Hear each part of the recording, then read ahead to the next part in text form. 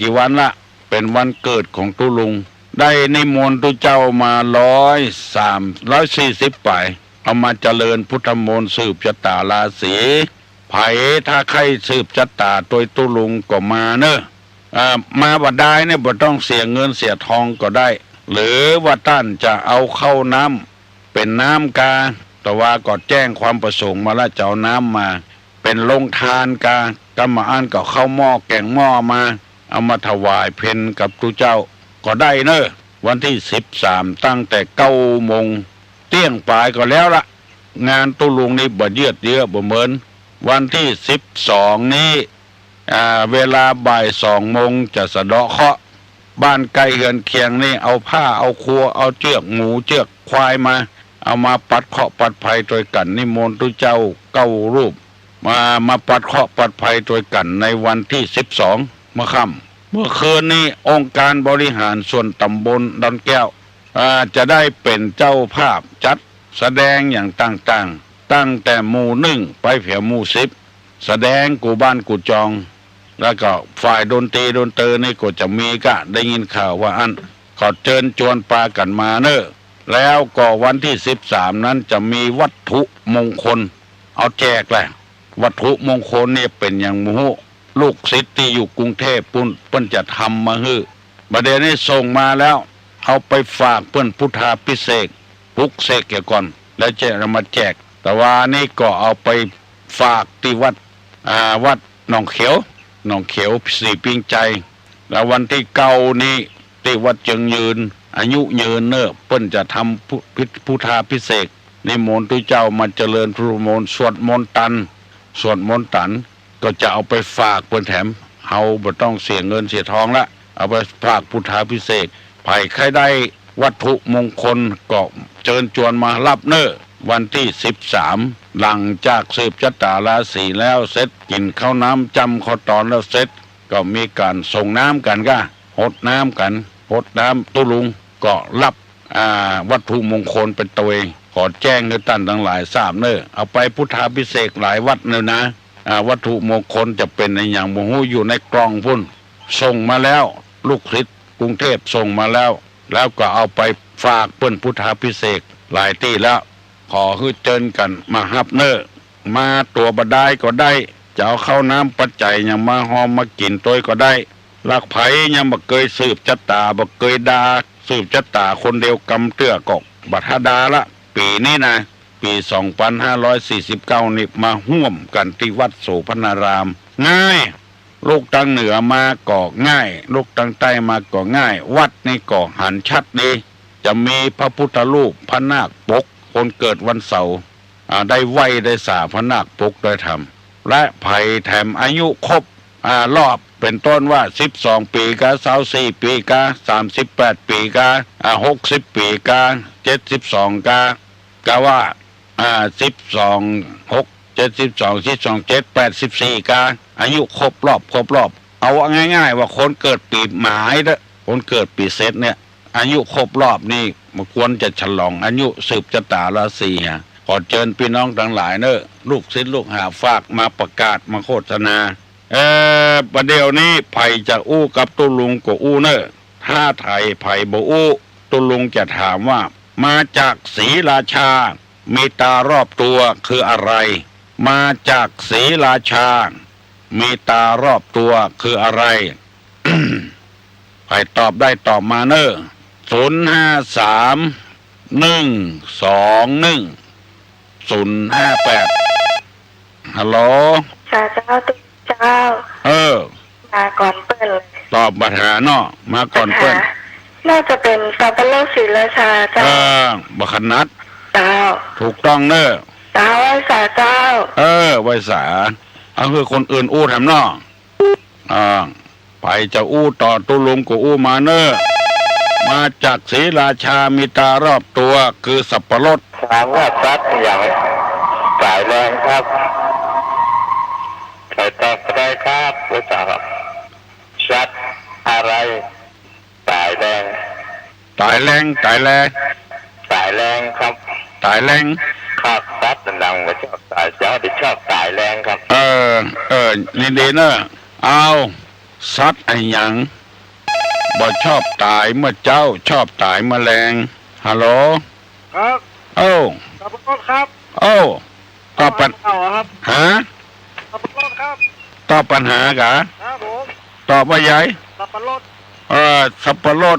อันนั้นเขาตอบไปแล้ว อ๋อตอบไปแล้วครับ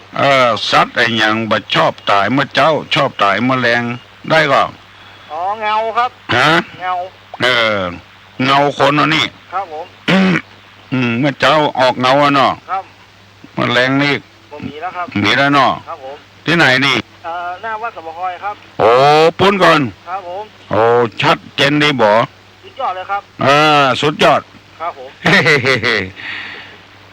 ขอบคุณครับ บุญรักษาเนอะ ครับผม วัดดีวัดดีช็อตสัตว์ไอ้หยัง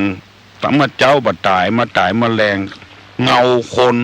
อันนี้ก็เข้าท่าดีเนอะเนาะฮัลโหลถูกต้อง ถูกแล้วฮะ จับที่ชอบตายแรงนะครับ ฮะ ให้ตรงตัวแต่ยังบ่ถูกนะครับ จัดอย่างที่ชอบตายแรงครับ เนี่ย ตอบเป็นสักกรรมก็เดี๋ยวจะเฉลย เอ้าบัดใจสัตว์ก้ามันเป็นผลไม้ก้า พอถามดีๆเนอะไปได้ถามตอบมาเนอะไปได้ตอบมาเนอะสัตว์อะไรยังบ่ชอบตายเมื่อเจ้าตายแมลงตู้ลุงว่าบ่ใช่สัตว์ก้าจะเป็นผลไม้ก้าฮัลโหล พี่กา พูดกันแล้วแต่งร้ายเจ๊กาเจ้า น่าก็ว่า แม่นก็เจ้า ถ้าอย่าแม่นนะกันเดียวถามคนถามนะกำนอ ประตายแรงกับประแต่งร้าย น่ากามบ่ตายแมลงอ่ะ เจ้า ก็บ่แต่งร้ายอ่ะเนาะ เจ้าคุณเจ้า ยินดีเนอะ การเจ้า ว่าจะได้เจ้าของปัญหา เจ้าของปัญหาว่าจะได้ฮัลโหล ฮัลโหลสวัสดีเจ้าเจ้าหนู เจ้า เดี๋ยวนี้ไม่แต่งนะเจ้า โอ้ไม่แต่งบ้านอย่างเนี่ย จะแลเจ้า บ้านเจ้าแล ข้าเจ้าแค่ถามว่าเจ้านี่ไปนอนวัดโทนบาทลืมเอาน้ำหยาดไปเอาน้ำในวัดนี่ฉันดีกว่าเจ้า ไปเปลี่ยนในอย่างน้ ฮะ ำ น้ำมันอยู่ปืนดินบนน่ะ มันเป็นหยัง เอาน้ำในวัดนั่นก็ได้ละ ได้กัน ตุ้ลุงยังให้ไว้อ่ะ เขามาตั้งกับเขาเนี่ยอย่างจะก็ถมน้ำบ่อ ผมน้ำบ่อไปไหนแล้วเจ้า เอาเนี่ยจะได้ดีฮะ แล้วแต่ก่อนนี่เฮินมันสูงตะไคร้นะเจ้าแล้วมันลั่นลงแล้วแต่ก่อนนี่ประตูนี่มีตั้งใต้ประเดี๋ยวนี้ประตูมีตั้งเหนือ ย้ายประตูมาเป็นอย่างโล มันลั่นลงเลยแล้วลั่นเป็นสไตล์ไปเลยเจ้าแล้วไล่ต่อกว่ามีแล้วเจ้าตายไปละแล้วเดี๋ยวนี้แม่เนี่ยมันลำบากขนาดอ่ะถ้าจะปลูกเกี่ยวกับอันนั้นนะเจ้า คนแต่ก่อนนี้เปิ้นถือเนอะเว้ยถือแตะเนอะตึดกับนะ เรื่องอย่างใดกับเจ้าซึ่งเจ้า ตึดกระแสแพร่งูตอนร้อนพนมทมสมุดขุดธรณีคุยทุเจ้านี่มันคุยคืดนะมันบดีนะตึดกระแสเนี่ยก็ตึดแม่น้ำตึงน้ำนะถึงแม่นะเอามาหื้อไหลเลยอ่ะ เดี๋ยวนี้แม่เจ้าบอกแค่สบายเจ้าจะเกี่ยวกับนี้ป่ะเจ้าก็จะมีส่วนอยู่เนอะเฮ้ยไม่ใช่ว่าซ้ำกันเนาะมันย้ายประตูเนี่ยตึดกระแสแพร่งูตวานเนี่ยตวานนี่ก็คือประตูเนี่ยย้ายประตูร้านพนมก็เอาที่บ้านที่เศษที่เหลือมาเป็นของตนถมสมุดก็ถมน้ำบ่อถมหนองก็มาแปลงบ้านเข้าตำราจะแก้ไขอย่างไรเจ้าปนมีโลไว้ถามปนานเด้อมันเอาสะตวงมาถอนเนี่ยถอนคืดถอนจาเนี่ยถอนคืดใหญ่เหี้ยเปิ้นมีโลตำห้าของเปิ้นว่าถามปนานปน้อยตำป้านตำจองเด้อเปิ้นมีถอนเนี่ยขอเปิ้นมาถอนทำพิธีถอนเนี่ยพ่อก็มีละเจ้าพ่อตายแล้วเลือดออกปากเลยจ้ะหน้ากลางแม่ก็สบายเจ้าถมสมุดนี่ถมน้ำบ่อนะถมแม่น้ำมาแปลงบ้านแปลงจองนะร้ายไหนร้ายนั่นอ่ะเจ้าตุลุงเจ้าคนข้างบ้านเปิ่นอันบอกพอชอบเจ้าแล้วเปิ่นเอาขี้เยี่ยงขี้ขูงเจ้าความมาหาเจ้านี่แล้วเจ้าก็ยกมือไหว้นี่ยกมือไหว้อ่ะเนอะยกมือไหว้อ่ะเนอะมาทางใดขอไปทางนั้นเนอะอีน่ะยกมือไหว้ เจ้าขอผมคุณจุงจักนักนะเจ้าขอตุลุงหายว่าไหนหายบ้านหายคืนนะเจ้าที่เจ้าแลไม่แต่งนะเจ้าเจ้าแลไม่แต่งงูกะหลานสาวก็มีงั้นคนดูเจ้าบ้านเจ้าแลนะเจ้าอยู่ทางใต้ไปทางปัสสาวะซับว่ะอันนี้อยู่ทางเหนืออ่ะเจ้าอยู่ทางเหนือนะไม้นี่เจ้าเจ้าโชคดีแล้วปัญหาลายนี้ก็จัดยุ่งนะฮัลโหลครับจัดสายแรงนะครับฮะมั่งก็บัดแต่งลายมั่งก็ครับบัดแต่งลายมั่งก็ครับบัดแต่งลายครับถูกต้องแล้วเนอะครับไปสาครับไปสายินดีเนอะถูกแล้วเนอะไม่ออกบัดตายแรงบัดแต่งลายนั่นนะฮัลโหลไปสาลุงป้าหนานนอครับ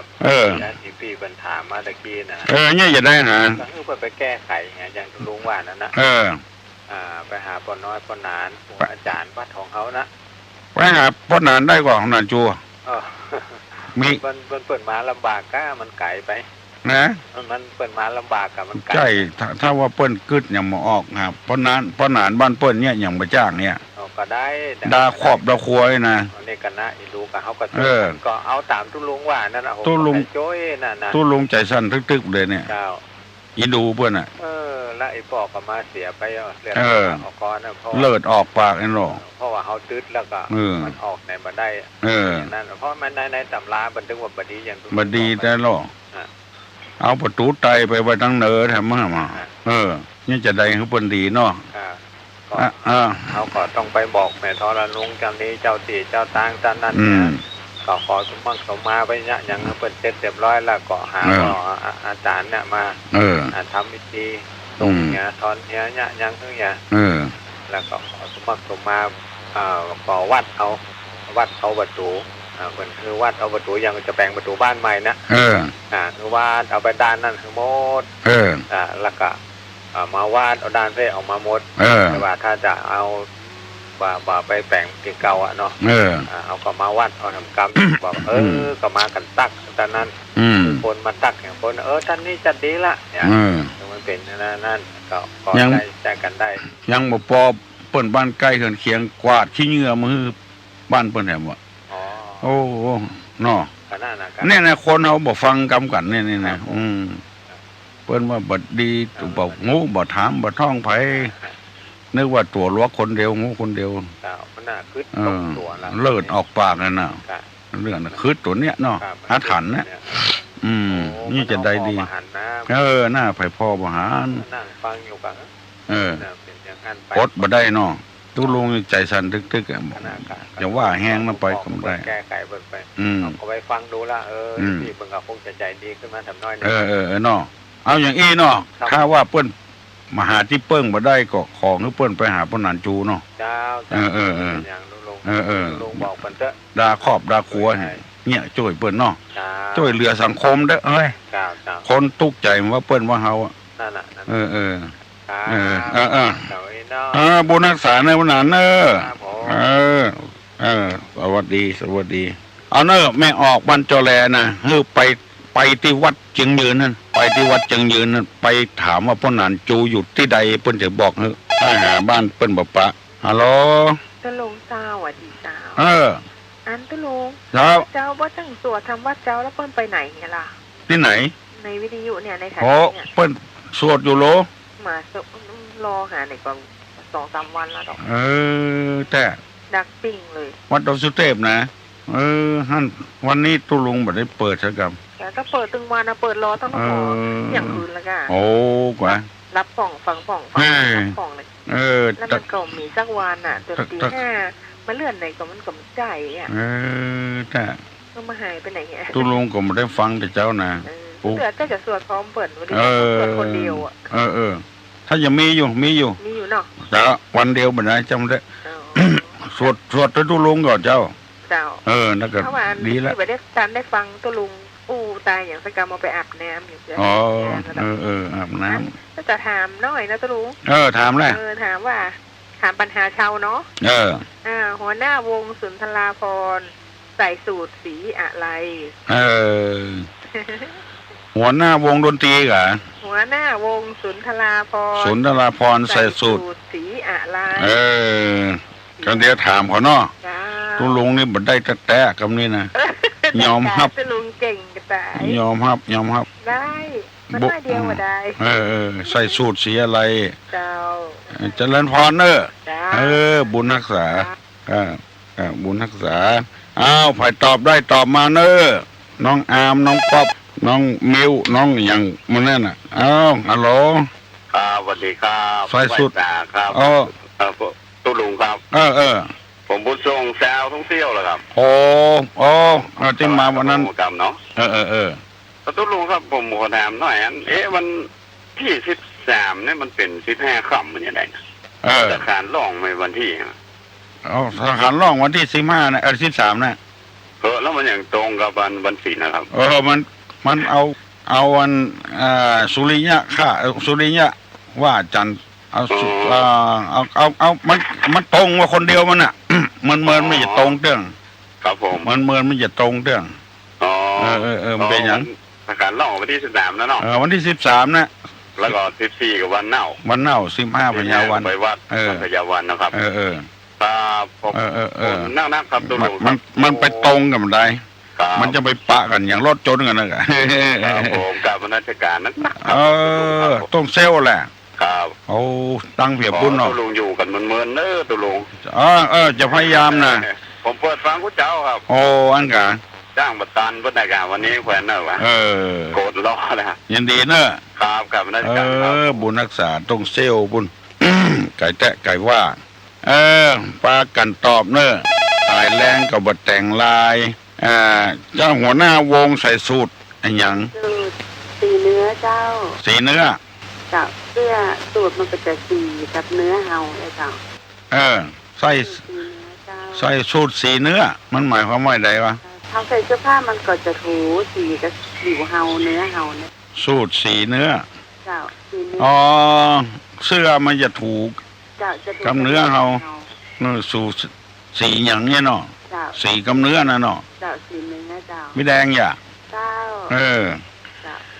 ได้ยินเสียงก็จำได้จำได้นะจ๊ะจำได้ขอบพระคุณกราบนมัสการบุญรักษาเนอะว่าจะได้ที่ถามมาตะเกียใส่สูตรสีเนื้อถูกก็ฮัลโหลตุลุงนมัสการเนอะที่ไหนละปูนไปฟังเสียงก็หูอยู่ละปูนนะจะทำเรื่องน้ำบ่อแต่แกตุลุงให้ตกใจละก็มันยังอินดูเพื่อนที่ตกใจนะอินดูเพื่อนไปผมถามตุลุงว่าน่ะวันเย่ไปเห็นแล้วนั่นแหละเย่ไปเห็นเรื่องที่ว่าบ้านจำแล้วผมขึ้นมาตุลุงจำได้ของผมถามว่านั่นถามว่ายังก็บ้านมันจำหน้าต่างขึ้นดังขึ้นไปเห็นนะกะเกิดปลายตายขี้ไว้หั่นมันแต่นะเพิ่นถือมันนิ่มไล่นะตุลุงมีนอยู่ตั้งผมเป็นละอ่อนล่ะบ้านมันสูงน้ำบ่ออยู่ตั้งหลุมเลยต่อจานไงดูตั้งบนสาวสบายบ่ะอีหลงได้บ่เหมือนเป็นมีตุลุงเดี๋ยวลูกนุ่มจ่ายไม่เหรอเขาว่าสบายหรอแล้วเห็นไล่หน้าของยานี่ของยาละปูนี่นะปูท่ออันนั้นนี่น้ำบ่ออยู่ว่าหิมหัวกะคนไปมูไว้มูแล้วก็เอาอยู่เขาใส่หลังถ้วยหลังจอนนั่นน่ะหลังถ้วยหลังจานอย่างนั้นหมดคนว่ามันดีแต่แค่เว้ยรับลวดเป็นไงจะแน่นอนมุงน้ำบ่อมูลวดเอาไว้ในบ้านเลยกะนั่นมันถ้าจะคึดยังตุลุงไหวแล้วเนาะมันเยะแต่นะเปิ้นหูมาโลดเนาะครับบ้านเมืองนี่มันมีหูกี่ล้านปีแล้วเปิ้นทำมาแล้วเปิ้นเป็นตัวอย่างมาแล้วเนาะเดือนนี้มีวันออกนี่หลังนะเอาแถมหมออันนี้คนบัดผมเป็นคนกวาดที่แย่หมอแย่มาต้มหลังนี้มานะเขาไปบอกคนละว่าบดีเนอะคนก็ฟังเลยคนเท่านั้นอันยิ้มบ้านเนี่ยออกเลยเปิ้นเป็นอย่างนั้นอันนั้นเป็นอย่างพวกเดียวจบๆแต่เปิ้นมันแย่เราเลยดีมันก็คักแก้ไขไปดึงวันก็ให้ดีตุลุงเนาะ อันนี้นี่อินได้ดูกันเนาะเขามายิงกับดีอย่างคนนานอย่างตะกี้คนอู้เขาท่าเนาะมันอาจูนะมันอาจูน่ะคุณอยู่ตรงไหนฮะอยู่บ้านนี่อยู่เป็นสถาวัดเชียงยืนเชียงใหม่น่ะหิมคือเวียงเนี่ยทางเหนือเนี่ยมันไก่กันได้มันไก่เอาแต่ยันเลยตุลุงเนอะยินดีเนอะแนะนำมาอีดีแล้วยินดีแต่ฮัลโหลไหว้สาครับอาจารย์พระครูครับผมนานสมพรครับอาจารย์ผู้ประสานรายการตะกี้มีโยมผู้หญิงโทรมาว่าทำวัดเจ้ามันมี3 วันครับตัวลุงครับเหรอมีวันศีลแล้วก็วันเสาร์อาทิตย์ของมหาวิษณุวัดเจ็ดลินประตูเชียงใหม่ครับแล้วก็แมลงมีทุกวันครับเจ้าคุณพระราติธาจารย์บรรทำแมลง18 โมงทุกวันครับประชาสัมพันธ์น้อยเพราะว่ามันมีแค่3 วันวันศีลตอนที่5-6 โมงเนาะแล้วก็วันเสาร์วันอาทิตย์อันกะครับช่วยประชาสัมพันธ์เพราะว่าเพิ่นอาจจะแนทำวัดพร้อมกับมหาวิษณุนะครับคืนของวิทยุพระพุทธศาสนาตุลุงครับผมก็ประชาสัมพันธ์งานสืบชะตาตุลุงครับทุกวันนะครับข่าวผมนะครับตุลุงยินดีนะครับตุลุงอยู่ก็ลูกติดลูกหาไปมันเมินนะตุลุงเนาะครับ72แล้วนะตุลุงไม่นี่เนาะ72ไม่ใช่ตุลุงหมาคลองเมืองเนาะครับตุลุงครับไม่ใช่เนอะหมาคลองเมืองไม่ใช่ก็จะปูไปได้กองหาคำใบ้สาก็จังครับหมาขี้เห่าแล้วแกยินดีเนอะไม่ออกก็จำไว้เนอะเพิ่นมี2 วันนั่นแหละ3 วันเนอะมีวันติดกับวันศีลวันติดวันเสาร์กับวันศีลฮัลโหลครับนั่นประสานเจ้าเก่านึงประสานเจ้าเก่าหนองบัวบัดใช่บุญธรรมเหรอบัดใช่ครับหนองบัวใช่ไหมครับโทรบัดตานเพื่อนได้บัดตานเพื่อนเขาโทรเวล้ำเหลือนักแก่แต่นักแก่เนอะม่วนด้วยหน้าสายจะไม่เดี๋ยวกันทุลุงฟังทุลุงกูเจ้าอันไงครับดีเนอะครับแล้วเราบัดตานเขาบัดตานมือเขาวุยได้มือเขาวุยมันนักหรอกโคตรโทรศัพท์วุยแล้วไปนี่หลับปูนเชียงใหม่มือเขาวุยก็ยินชัดเจนบอกอีจ้ะเข้าท่าเลยซ้ำพ่องานทอมจะใครว่าบนสอนอะไรอย่างบุเอาอันอย่างก็มาสอนคน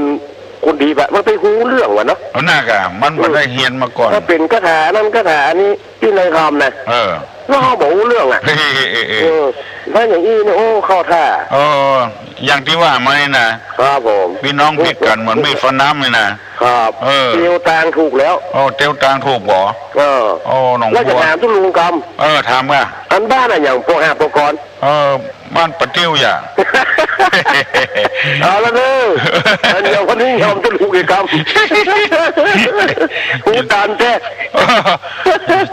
บุญรักษาเนอะครับผมวันหนองบัวเนาะครับบุญรักษาบ้านอย่างพวกหาปกรณ์บ้านปะเตี้ยวฮัลโหลบริการเจ้าที่ขอซ้ำตะกี้ผมก็มันจดตาที่ว่าผมน้ำบอยมีอย่างที่ยังก็ตึดกระแสตึดกระแสผมสมุดแพร่ตวานอะไรวะแพร่ตวานทวานทหารวสานอนหนูแพร่ทวานได้แล้วบอแท้อีกอ่ะแพร่ไพศาลแพร่ออกแพร่ออกแพร่ทวานลานผนมกวานขนุนกวานประตูลานผนมลานถนนลานลอลิงเจ้าวแหวนสระอานอนหนูเจ้าอ่านถนนขอพึ่งนอนหนูมอม้าอ่านว่าไงอ่านถนนลานถนนผนมเจ้าขอพึ่งผนมมันมีกี่อย่างวะเนี่ยที่กันเดียวกันจดไปกันเจ้าร้านผนมว่าละเจ้าถมสมุดได้เจ้าถอมอมาสมุดได้โจทย์แล้วเจ้าสมุดทะละนะเจ้าไม่ใช่มุดดอเด็กนะมุดทะละทอทหารรอเรือ เจ้าขุดทอละนีเนาะขุดขอใคร สระอุดอเด็กแล้วก็ทอทงรอเรือนอนเน้นสระอีขุดธรณีธรณีเจ้าคุยตุเจ้าฮีตุเจ้าคุยอ๋อไล่ตุเจ้าไอ้เนาะคอควายวอแหวนสระอีเจ้าคุยตุเจ้าคุยก็ไล่ตุเจ้านะเจ้าอ่านเหรอเจ้ามี5อย่างเนาะลองว่าเหรอว่ามาได้ตันเด้ออ๋อเราต้องจำไว้ที่กำก่อนแพรตวนไม่ใช่แพรตวนอันเก่าว่าจำมาได้กะเจ้าโอ้น้องมันหนังสือจดบอกให้บัดได้อ่ะตึดกระแสต่อตึดกระแสเนาะตึดต่อสระอึดอเด็กตึดกระแสกรอเรือสระอะกอตึดกระแสสระแอสอเสือเจ้ารอเรือมหากาศเจ้าตึดกระแสแพร่สระแอผอพึ่งไม่เอกแพร่ทวารลานผนมถมสมุทรขุดธรณีคุยด้วยเจ้า5อย่างเนาะ6อย่างก่อนตึดกระแสแพร่ตอนร้อนผนมถมสมุทรขุดธรณีคุยด้วยเจ้านี่คืดใหญ่ตึดกระแสคือตึดแม่น้ำไหลอยู่หันดีๆแล้วก็ไปตึดเอาไว้เหรอแพร่ทวารเนี่ยแพร่ทวารเนี่ยก็ย้ายประตูย้ายประตูทวารเนี่ยก็ประตูเนี่ยปากแล้วก็ทวารเนี่ยเจ้าประตูมันแคบคดเนี่ยมันกว้างอีบ่ได้เลยย้ายประตูทวารโหดเข้ามาอีได้ทวารฮะบ่ได้เลยเนาะต้องแปลงตอนแรกก่อนเนาะลานผนมนี่ก็คือลานนี่ก็คือมันยึดเอาของเปิ้นมาเป็นของตัวคือตี้มันเหลืออยู่หั่นตี้กองเก่าหนทางเก่านะเอาหันว่าไผ่ไปใจแล้วก็ย้ายหัวเอาไปเป็นของตัวนะอันเนี้ยลานผนมกงที่ดินผนมกงที่ดินน่ะผนมคือผสมกันถมสมุทรก็ขุดน้ำถมน้ำบ่อนะขุดธรณีก็ขุดบกหัวใจพระเจ้าขุดธาตุอันนี้ขุดธรณีคุยทุเจ้านี่ก็ทุเจ้าอยู่ดีๆพวกคุยเปิ้นไหวเปิ้นคือตกตัวก็ทุเจ้าบ่ดีอ่ะเนี่ยได้อ่ะอันนั้นบ่ใจทุเจ้าหรอกมันบ่ดีอ่ะทุเจ้าก็คือคนดีน่ะของทุเจ้าบ่ดีนั่นก็บ่ใจทุเจ้าฮะบ่ดีมันเป็นหยังเนาะมันบ่ดีของบ่ดีของบ่ดีบางวัดนี่มันทุเจ้าบ่ดีเพิ่นไล่อ่ะมันบ่ใจทุเจ้ารู้น่ะมันคนบ้านธรรมดาเนี่ยเอาผ้าเหลืองไว้ปอกได้หรออันนั้นคนแอบกินกับวัดเนาะแอบกินกับวัดมันใช่ทุกเจ้าอันนี้มันถึงบดีอยู่ฮั่นละเนาะไล่เป็นยังเนาะไล่เป็นยังที่อยู่วัดนี่บ่สอนคาถาเหรอบ่สอนนี่มันเป็นยังเนาะคะแนนอย่าไปกินเหล้ากินยาลักเอาพระเจ้าไปขายลักก้าขายอ่ะก้าขายนั่นก็หากินกับวัดกับวาหรอเนาะขายเจ้านี่เนาะขายพระธรรมดาทุกปู่เจ้าเนาะพระนี่เท่าอย่าเอามานี่มาไหว้มาศาลปู่เจ้าอันนั้นเป็นหยังเอาโคนของเปิ้นไปขายนี่ก็เปิ้นไหว้ถึงวันเนี่ยอันนี้อันอย่างถามตุ้ลุงว่านั่นเนาะมันไม่ใช่ผู้เจ้าพระที่เปิ้นเอามาฮื้อนั่นนะพระสังฆจายแล้วไปบวชตวาละดีละแล้วพระประธานที่เขาซื้อจากร้านมาเนาะแล้วก็เขาบอกว่าเพื่อจะทำวิธีไม่ได้ทำเนี่ยเลยไปบวชตวาละเอาไปสมโพธิพิตานะแต่ว่าผ้าคุ้มไม่ได้เนาะเอาไปสมโพธิเปิ้นเจ้าเอาไปให้พุทธาภิเษกเปิ้นเจ้าวันที่9นี่วัดเจียงยืนเปิ้นก็จะเนี่ยเอาไปฝากเปิ้นก็ได้ตู้ลุงก็อย่าไปฝากเปิ้นเปิ้นแปลงเหรียญลูกกรุงเทพมาแล้วก็จะเอาไปฝากเปิ้นพุทธาภิเษกนั่นเห็นคำนี่เราบางคนก็ว่าเอาไปฝากเปิ้นเขากลัวหายอีกโอ้ตอนอันก่อนแล้วไปวัดยังหายอยู่ก่อนแล้วจ้าอ่ะไม่คนมันเป็นไปอย่างเงี้ยไอ้ยังก็กลัวเอาแท้เนอะว่านี่เนาะเอาผ้า74ไปมัดจกฟ้าเป็นยกจกฟ้านะตอนลงมาขนาดว่ายิบติดกันคนยังซีกเอาอยู่นั่นโลลูกกันแย่งกันกันหน้าละนั่นเอากันอันนั้นเอากันเนาะเป็นผ้าไปเจ้านี่คงมีเนาะอันนั้นแบบไปฝากลงเอานี่เปิ้นเก็บเปิ้นลงบัญชีไว้หน่อยก่อนอันอย่างว่าไปเลยกลัวว่าอย่างก่อนนี่ถึงพาไปเลยอย่าบอกคุณพาไปก็เปิ้นลากเอาไปแล้วเปิ้นเปลี่ยนเอาไปเลยเปลี่ยนชื่อไว้อย่างกะ อันนี้ก็เขียนชื่อที่จะเป็นอย่างหรอนักอะที่ของไอ้อย่างที่เขาว่าเขาจะรักษาไว้ก็บ้านกับจองแล้วก็เลยเอาใส่กล่องใส่รวมเลยอ่ะไปไว้ใจเผียวทุเจ้าแล้วล่ะสมมุติว่าที่เอาผ้าไปสมโพธิเนี่ยแล้วบ่ปิดจะได้ก่อนมาเป็นยังเนี่ยเอาใส่กล่องปิดไว้แล้วบ่ได้ผ้าขาวเป็นยังอันก็ได้เนาะของตู้ลงไป2-3 จานพวกปิดเนี่ยหมดของมันอยู่ในฮันแล้วก็แล้วใจละอันนี้มันแต่ว่าไปกับ2-2อ่ะหลายนี่ปนี้ฟังหลายปนี้บางคนบอกเข้าใจมันเอาใจน้อยเดียวบ่ได้อ่ะอุ่นใจม่นใจเนี่ยดีใจเนี่ยทำมาสบายน่ะบัดได้เงี้ยอย่างสักอย่างมันสบายใจแต่น่ะขอบคุณมากบุญรักษาสุดท้ายแล้วเนาะบัดเดียวนี้มัน7:10 นาทีแล้วเนาะลุงจะได้ไปโรงพยาบาลอยู่เนอะสายสุดท้ายแล้วฮัลโหลไว้สาเจ้าตุลุงเจ้าวันนี้ตุลุงสายดีนะสอนภาษาไทยอย่างต่างหากนะมีคนตีตุลุงขนาดนักเลยนะขนาดตอนนะน้าของน้องเนี่ยวิทยุเป็นข้างน้อยเดียวตุลุงฟังบอกเขาชัดแล้วเอาวิทยุใหญ่ไปแต่งเอาไว้มาฟังตุลุงสอนแต่ว่าเปิดก็เข้ามาถามเรื่องตุลุงเนี่ยค่ะแต่ถึงวันนั้นเปิดก็ดีใจแต่ว่าน่าเสียดายเปิดบอกค่อยโทรไปหาเนาะเปิดบอกค่อยกล้าโทรไปหาตุลุงนะดีตอนนี้มีแต่น้องคนเดียวอ่ะมันมาตานเปิดไม่ใช่มาตานเปิดมากล้าโทรมากกว่าแต่ความจริงตานไม่ฟังนักนะตุลุงฟังนักน้องเขียวก็ฟังแต่คืนตุลุงติดเจอกระเจ้าไปเมื่อเช้าอย่างไปตอนเช้าไปสวดก็ได้ฉันเพนแล้วก็กลับว่าบ้านหนองเขียวก็มาหาตุลุงเนาะฟังถึงวันเนอตุลุงเนอไอ้เนาะหนองเขียวไม่ฟังจันรักแกมันหนองโขยเนี่ยขนาดต้นฟังแล้วเพิ่นไม่ค่อยกล้าโทรเห็นตะบนเหมือนแก้วก็มีน้องกับน้องป๊อกอ่ะความจริงกันนักตามปลอดภัยกันนักเนาะมีกะสันเหนือสันใต้ต้นเพิ่งฟัง